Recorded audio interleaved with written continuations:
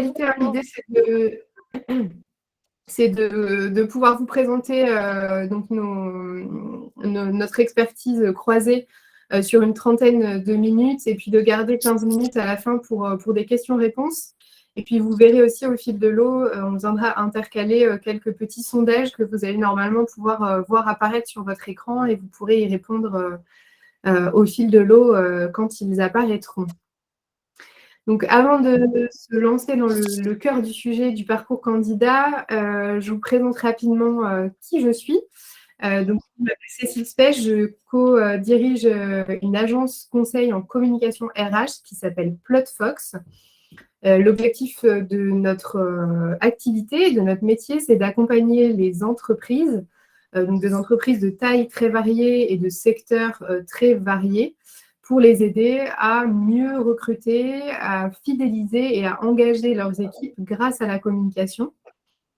Et donc voilà, donc c'est vraiment le cœur de notre métier. Et comme des enjeux aujourd'hui de communication RH, il y en a un peu partout, c'est vraiment l'occasion de travailler avec des entreprises dans tous les secteurs et de toutes les tailles. Et je vais laisser la parole à Nicolas pour qu'il puisse nous présenter qui il est. C'est ça. Cool. Merci Cécile. Moi, j'interviens donc au nom d'E-Team. Donc E-Team, c'est une agence de communication RH également, mais on travaille en aval de tout le travail effectué par Plotfox. Nous, on est plus sur la partie déploiement de la marque employeur sur les différents supports digitaux, social media, campagne display ou autres. Donc, on accompagne les entreprises sur cet aspect-là et on a aussi une autre partie qui est qu'on accompagne les entreprises sur tout ce qui est choix, préconisation de support de recrutement et négociation de support de recrutement. C'est une partie qui est un peu particulière parce qu'on est très peu d'agences en France à faire ça. Et donc, ça nous pousse en fait à choisir les bons canaux d'acquisition pour nos clients, que ce soit des job boards, que ce soit de l'affichage, que ce soit du social media, que ce soit de la télé, de la radio ou autre. Et donc, du coup, on est constamment confronté à un souci de héroïsation sur ce sujet et de quelle manière, en fait, on va optimiser cette partie de support d'acquisition qui est une partie du parcours candidat qu'on va vous présenter aujourd'hui avec Cécile. Alors peut-être avant de commencer, justement, se poser la question de pourquoi finalement le parcours candidat est un sujet et pourquoi on se pose ces questions-là et on prend la peine d'une part de vous proposer ce webinaire et vous de prendre le temps d'y assister aujourd'hui et d'y participer. Il faut savoir qu'aujourd'hui, on a 90% des candidats qui vont se renseigner sur l'entreprise avant de postuler. Donc, se renseigner sur l'entreprise, ça veut dire aller gratter de l'information à droite et à gauche pour savoir où le candidat met les pieds. Et si on regarde un petit peu finalement ce qui se passe derrière ce chiffre-là de ce renseignement, on a 60% des candidats qui sont susceptibles d'abandonner un processus de recrutement en plein milieu si c'est devenu trop long, compliqué. Donc, on a aussi une notion d'accès à l'information d'une part sur le renseignement, deuxièmement de clarté et de longueur et d'efficacité du processus de recrutement. Et puis, sur les méthodes utilisées pour trouver et pour chercher un job, du coup, on va retrouver, et Nicolas en parlera tout à l'heure, mais plusieurs supports qui sont plébiscités ou qui sont utilisés par les candidats, donc les sites des entreprises. Donc là, on retrouve vraiment l'information corporate de l'entreprise, présentation institutionnelle des activités et du fonctionnement de l'entreprise, les sites de recrutement, la recommandation, qui reste, alors notamment dans certains secteurs, un levier très puissant sur le recrutement, bien sûr, et puis les réseaux sociaux. On va avoir l'occasion de reparler de tout ça. Donc, le parcours candidat, qu'est-ce que c'est? De quoi on parle et pourquoi c'est important? Donc, l'idée d'un parcours, c'est qu'on a différentes étapes. L'objectif d'un parcours candidat, c'est vraiment tout le cheminement par lequel va passer un potentiel candidat jusqu'à ce qu'il puisse potentiellement intégrer l'entreprise.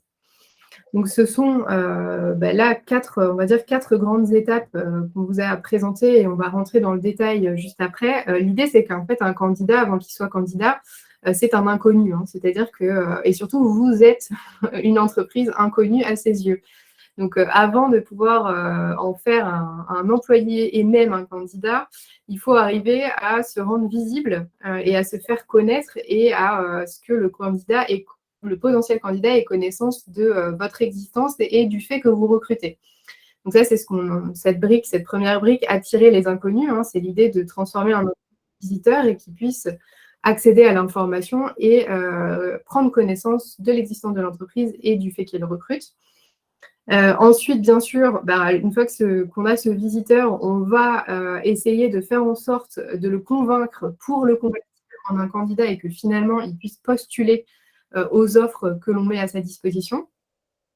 Ensuite, il y a toute la partie, une fois que la candidature est arrivée, tout ce processus de recrutement, peut-être le volet un peu plus classique qu'on a en tête quand on pense parcours candidat, c'est ces étapes-là, hein, de dire on a le CV, on a peut-être un entretien de préqualification, des entretiens en physique avec le manager, etc.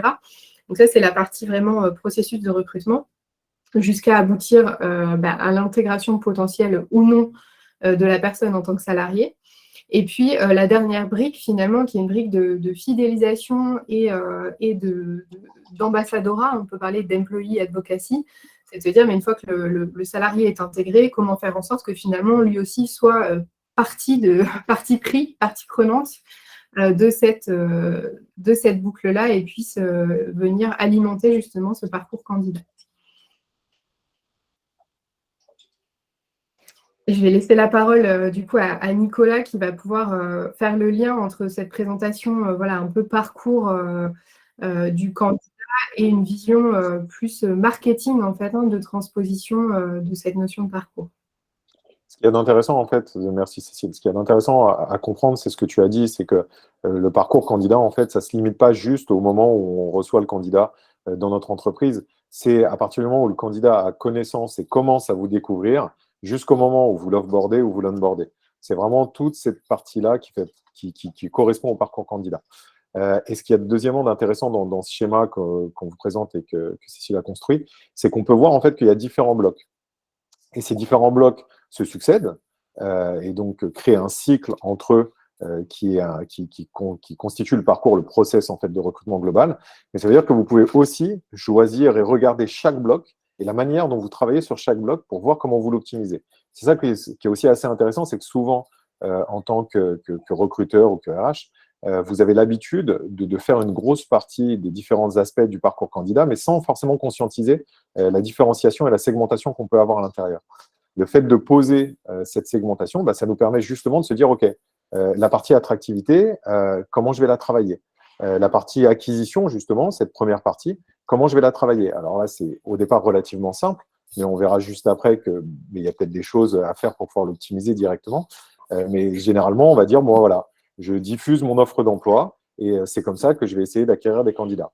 Bon, finalement, si jamais on regarde un petit peu plus cette partie-là, on voit que c'est plus que simplement diffuser son offre d'emploi. Ça, Cécile va en parler juste après. Et c'est ce qui est très important parce que c'est la brique d'entrée. Ensuite, quand on regarde la partie activation, on se pose la question, OK, finalement, les candidats, on voit aujourd'hui mon offre d'emploi parce que c'est quelque chose qui est assez visible parce que je diffuse sur beaucoup de supports de recrutement. Comment je vais faire pour faire en sorte qu'ils postulent plus? Donc là, comment je vais travailler un petit peu mon activation, comment je vais travailler ma séduction, mon attractivité recruteur. Derrière intervient la brique expérience candidat.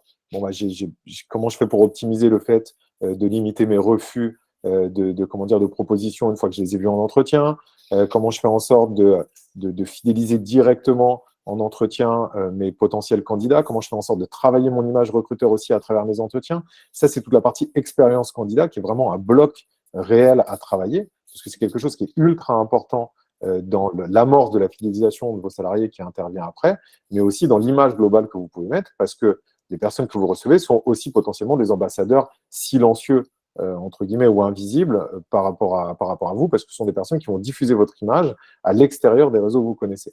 Et enfin, la fidélisation, c'est un bloc qui est très connu aujourd'hui et qui est très travaillé, et qui est ultra important, parce que c'est celui qui vous permet en fait de faire les meilleurs recrutements. Les meilleurs recrutements, c'est des salariés que vous ne perdez pas. Donc, c'est la limitation du turnover.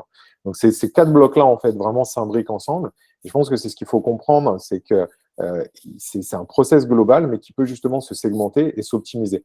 Et c'est ce qu'on a l'habitude de faire dans la méthodologie de marketing adapté au RH, qui est celle qu'on vous a mis là, le côté acquisition, activation, rétention, recommandation et revenu. C'est vraiment comment on va optimiser chaque bloc pour faire en sorte que le process global, en fait, le parcours candidat au global, soit optimisé et puisse être de plus en plus performant. Mais ça part par la base, et je crois que la base de la base, c'est Cécile qui va vous en parler dès à présent.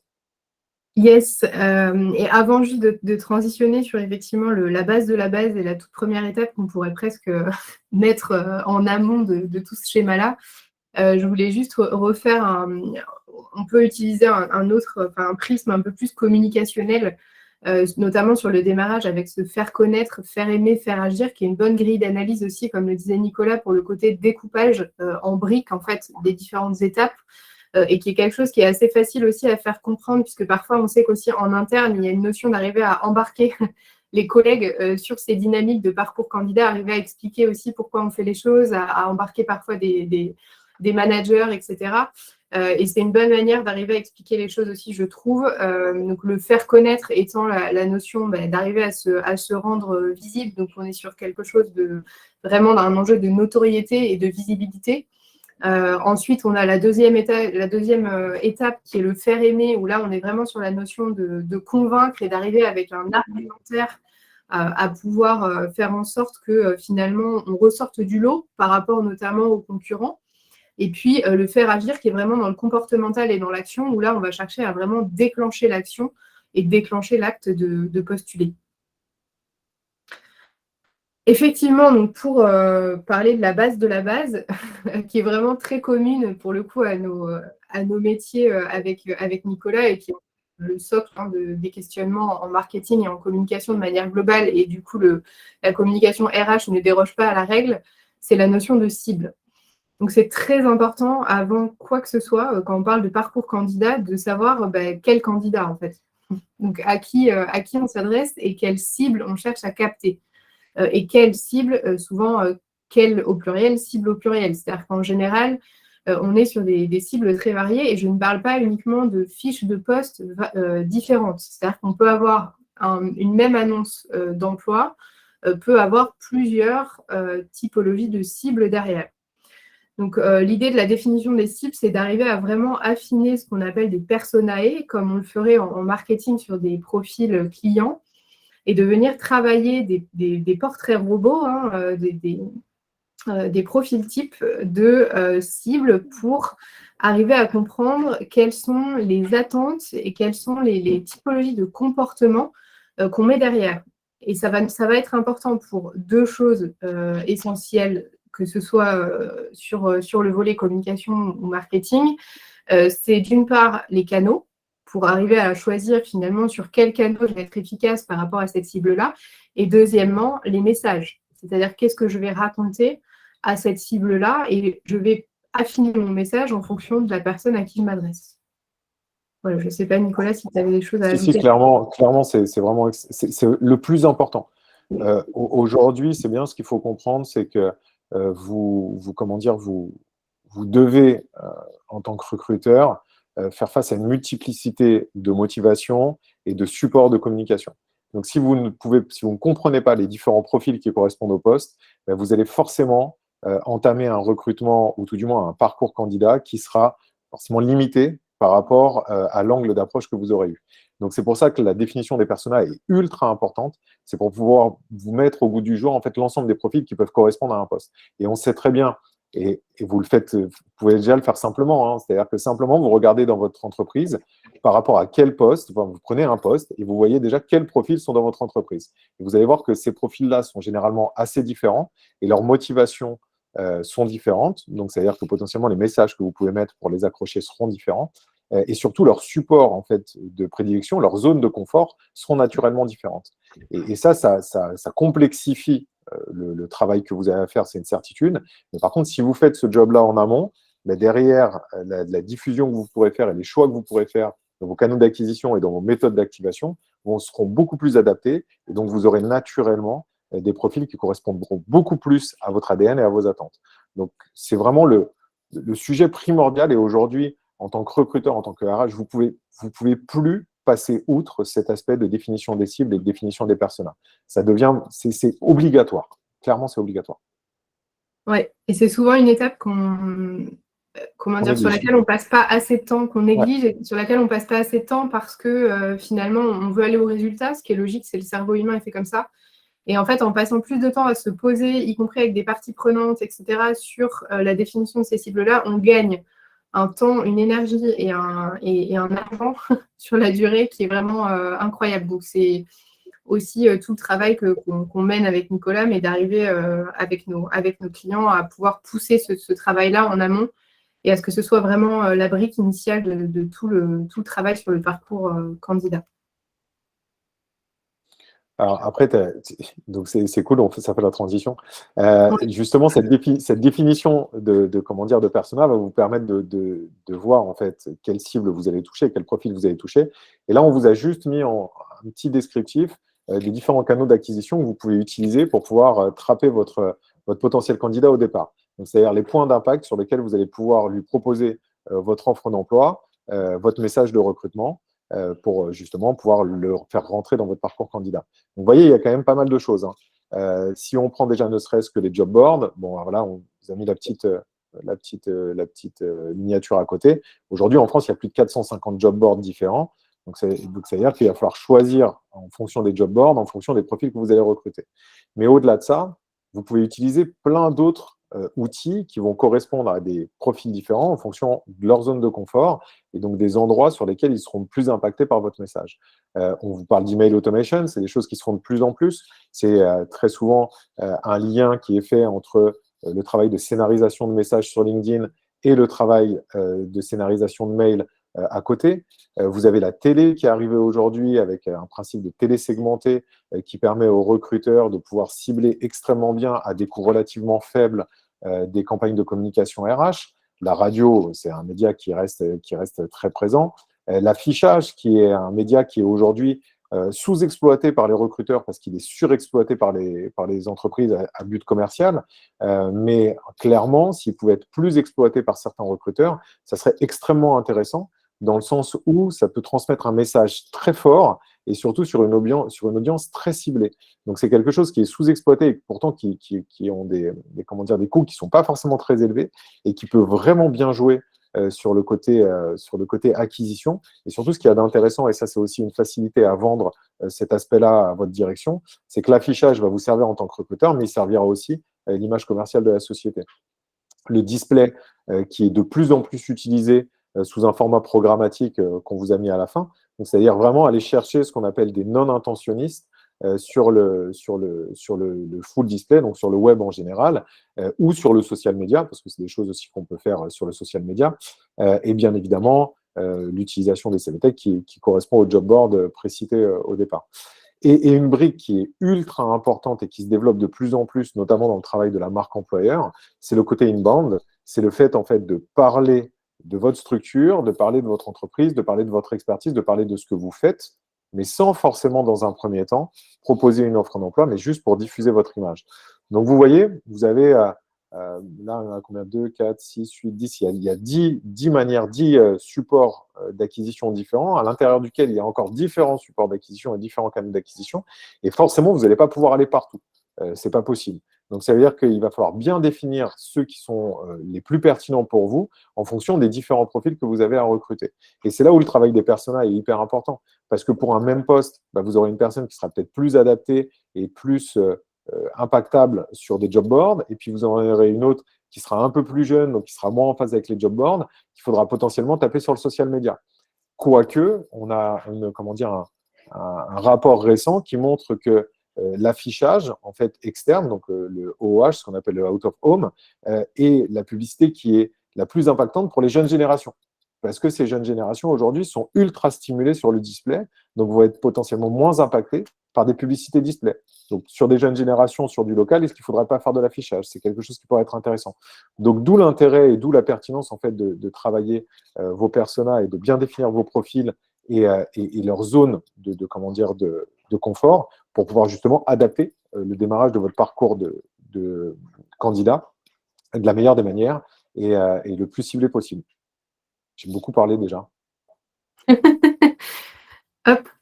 Merci Nicolas. Donc effectivement, je rebondis sur la notion de message, puisque comme on le disait juste avant, les personae sont là pour nous aider à bien cibler les canaux sur lesquels on va diffuser et à bien travailler également les messages qu'on va diffuser.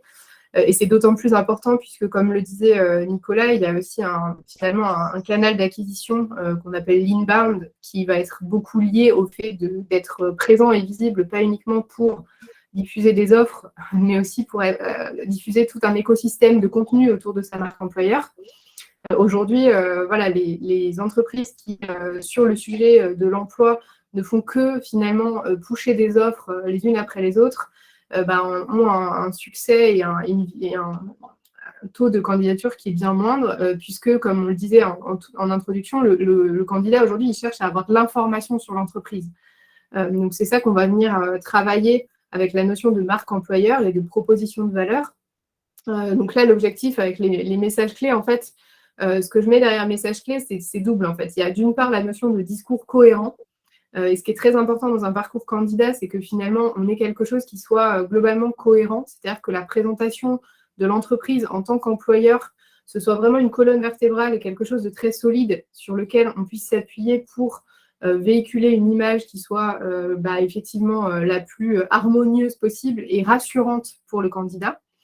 Et puis, par contre, on a une notion de sur-mesure, justement, et d'affiner. C'est-à-dire qu'au sein de ce discours qui est globalement cohérent et qui est le même pour tous, bien sûr, l'objectif des personae, c'est de pouvoir venir affiner l'argumentaire en fonction des profils qu'on va avoir en face de soi.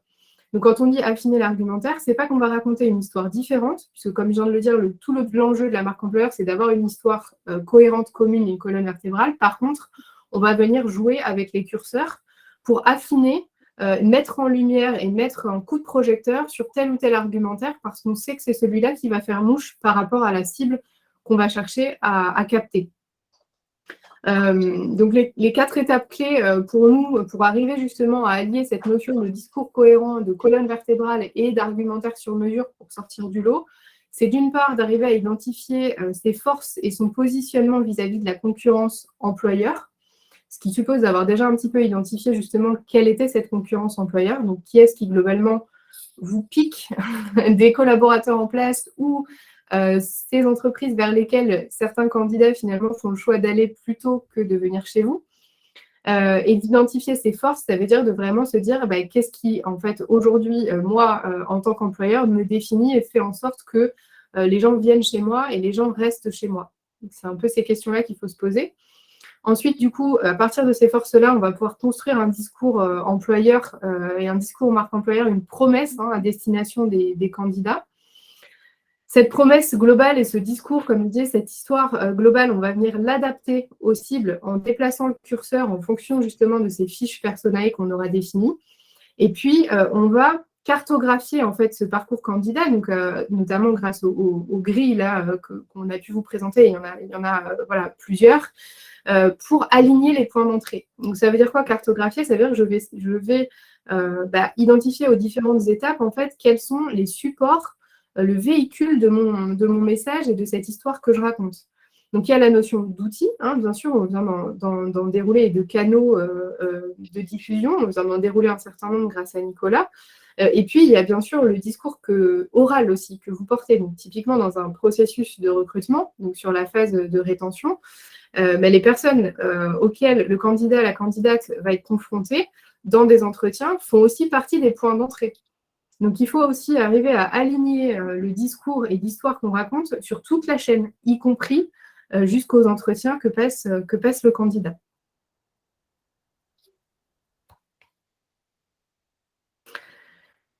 Sur l'expérience, justement, candidat, transition magnifique.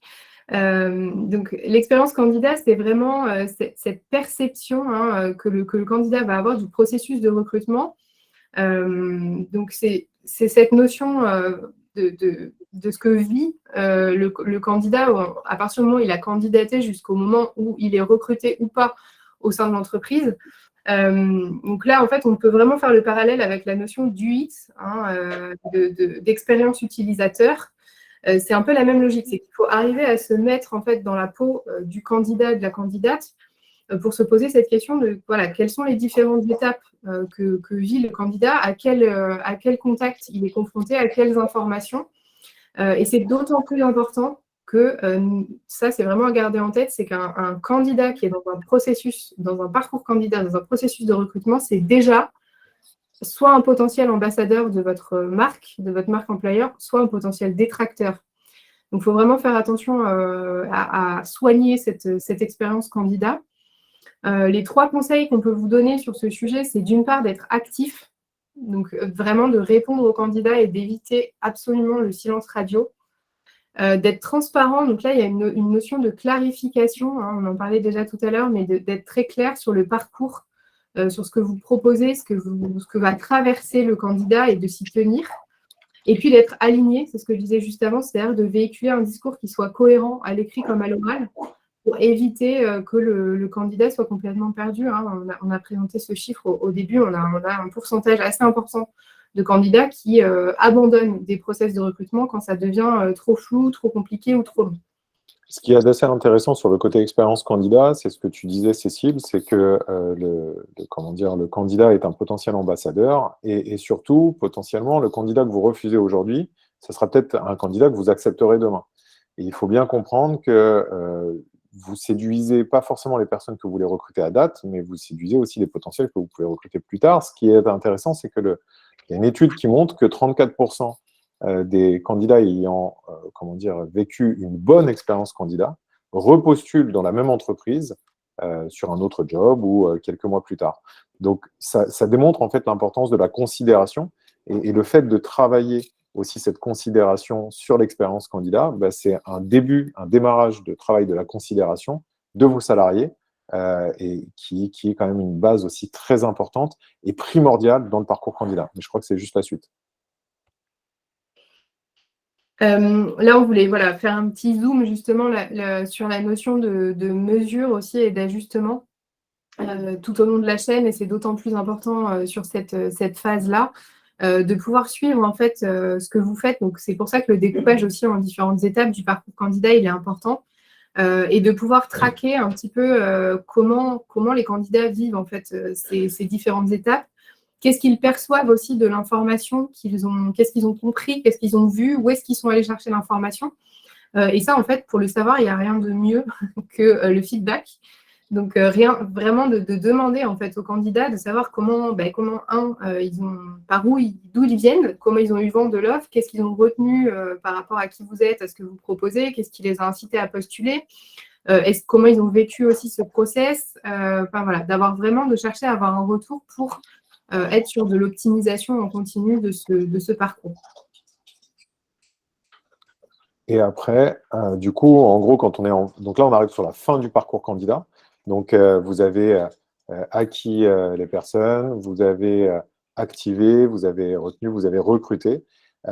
On va passer outre le côté fidélisation des salariés, parce que même si c'est une phase qui est très, très importante, c'est quand même un aspect qui est très particulier, sur lequel il y a beaucoup de choses à faire et beaucoup de choses qui sont faites aujourd'hui. On passe directement à la partie de la recommandation et de l'employé advocacy. Il faut savoir que le parcours candidat, en gros, se termine un petit peu et donc recommence sa boucle quand on arrive justement sur cet aspect de recommandation, donc de cooptation et d'employé advocacy. C'est-à-dire que vos salariés sont devenus et deviennent en fait vos meilleurs ambassadeurs. Pourquoi ils deviennent vos meilleurs ambassadeurs? C'est parce que quand ils vont communiquer en nom de votre entreprise, il y aura un sentiment d'authenticité, un sentiment de véracité et de crédibilité qui sera extrêmement important. C'est-à-dire que toute la communication de vos employés sera beaucoup plus forte que la communication que vous pouvez faire, vous, en tant que marque ou en tant qu'entreprise. Donc, cet aspect d'employé advocacy, d'ambassadora, il est ultra important pour marquer vraiment et pour impacter énormément les potentiels candidats que vous allez avoir, que vous pouvez avoir. Ce qui est aussi d'intéressant sur cet aspect-là, c'est que le fait de donner la main à des potentiels ambassadeurs et donc du coup à vos salariés sur ce côté-là, ça leur apporte aussi un sentiment de valorisation et un sentiment de reconnaissance. Donc le travail d'employé advocacy est vraiment ultra important à mettre en place et surtout à travailler. À ne pas faire juste leur laisser la main, mais il faut plutôt le travailler. Il faut leur donner et du temps et de la formation et des billes, en termes de contenu pour pouvoir bosser sur le sujet. Le deuxième aspect, c'est l'aspect de la cooptation. Et la cooptation, on sait que c'est un outil qui est ultra puissant aujourd'hui on l'a vu, il fait partie en tout début, il fait partie des meilleures sources de recrutement. Et il fait partie des meilleures sources de recrutement à plusieurs titres, non seulement parce que vous avez donc des recrutements qui sont généralement des candidatures qui sont plus qualifiées. Donc, c'est ce qu'on voit ici avec 59% des recruteurs qui déclarent avoir des candidatures plus qualifiées avec la cooptation, mais aussi et surtout parce que généralement, ce sont des personnes qui sont déjà en contact avec des personnes dans l'entreprise. Donc, c'est-à-dire qu'on leur a dépeint l'intérieur, l'ADN et les valeurs de l'entreprise. C'est-à-dire qu'ils savent où ils mettent les pieds. Et inversement, les personnes qui cooptent, généralement, cooptent des personnes dont elles savent qu'elles ont l'ADN et les valeurs de l'entreprise pour lesquelles elles cooptent. Donc, c'est-à-dire qu'on aura une personne qui sera déjà en adéquation avec tout ce que vous représentez. Et donc, c'est ce qui amène à une simplification et dans le process de recrutement, donc ce qu'on voit en termes de gain de temps, et surtout une meilleure rétention, une limitation du turnover avec des candidats qui restent plus longtemps. Ils restent plus longtemps parce que justement, ils savent exactement où ils ont mis les pieds. D'où l'intérêt aussi de ce que Cécile a parlé auparavant, qui est d'avoir une forte transparence et une forte honnêteté dans tout votre travail comment dire, de travail de la marque employeur et de communication, parce que c'est ce qui va faire qu'on va potentiellement limiter le turnover. Et c'est ce qu'on aperçoit et ce qui transpire, en fait, dans le travail de cooptation. Donc voilà. Quand on arrive à ce niveau-là, on arrive à la fin d'une boucle, et cette boucle, naturellement, se relance de parcours candidat avec cette recommandation et cet employé advocacy qui nous amène un nouveau canal d'acquisition, et boum, hop, on repart sur l'acquisition, l'activation, et ainsi de suite. Très clair. Et effectivement, on voulait vous proposer une petite slide récap, un petit temps on va dire, de résumé avant de passer à vos questions. Donc, si on reprend un petit peu par où on commence quand on veut s'attaquer à ce fameux parcours candidat, comme on le disait, hein, l'étape vraiment presque zéro de tout ça, c'est d'arriver à bien connaître sa cible pour savoir où la toucher, quelles sont ses motivations et qu'est-ce qu'on va lui raconter. Dans un deuxième temps, donc, mettre en place un processus de recrutement qui effectivement réponde au fameux cycle marketing. Donc c'est en fait de là que viennent ces étapes d'acquisition, activation, etc. pour pouvoir optimiser chaque étape. Commencer aussi par la marque employeur, hein, qui va venir toucher plusieurs étapes et qui va pouvoir venir distiller justement aux différents touchpoints, aux différents points d'entrée qu'on va avoir avec le candidat, les bonnes informations au bon moment de ce parcours candidat. Travailler sa fidélisation, parce que c'est ce que vient juste de dire Nicolas, mais ça, c'est vraiment la base. Aujourd'hui, quand on a des clients qui viennent nous voir sur des problématiques de recrutement, le meilleur recrutement, c'est celui qui n'a pas besoin d'exister. Donc, ce sont les personnes que vous gardez en interne et qui évitent du coup d'avoir à relancer cette machine-là. Travailler l'expérience candidat, puisque effectivement, si on est sur un processus ensuite sur le recrutement, une fois que la candidature est faite, qui est mauvaise, on n'arrive pas à transformer. Optimiser vos canaux d'acquisition en termes de ROI. Donc ça, c'est vraiment très important d'arriver à être efficace et en termes de ressources sur ces canaux d'acquisition. Et puis, s'appuyer sur vos équipes comme caisse de résonance pour rayonner, ce que vient d'expliquer Nicolas sur la cooptation et l'employé advocacy. Nicolas, si c'est bon pour toi, je propose qu'on passe. Moi, tout est bon. On a presque tenu le temps. Hein. On est à 5 minutes près, franchement. À 5 minutes, on est pas mal. Et on s'est restreint parce qu'on pourrait passer 4 jours à parler du sujet. Donc, clairement, c'était une performance. Donc, on est ouvert à vos questions si vous en avez. Alors, la parole est à vous. Déjà, on a un retour sur les sondages, sinon? Alors, je crois qu'il n'y a pas eu énormément de votants. Je ne sais pas si les sondages apparaissent de manière très visible de votre côté. J'ai l'impression qu'il n'y a pas énormément de gens qui se sont exprimés. On a eu quelques votants sur le parcours candidat et que 2 votants sur les personae. Ouais, on ne les a pas bien vus. Les personae, ça a fait peur aux gens. Ouais. Est-ce qu'il y a des questions?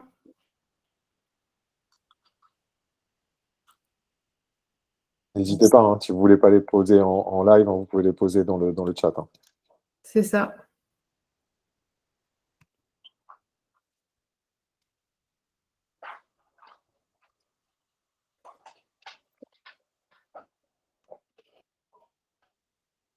Est-ce qu'il y a des étapes particulières qui vous ont challengé peut-être? Qui vous ont interpellé? Écoute, s'il n'y a pas de question, c'est qu'on a été extrêmement clair. Donc, c'est plutôt une bonne chose.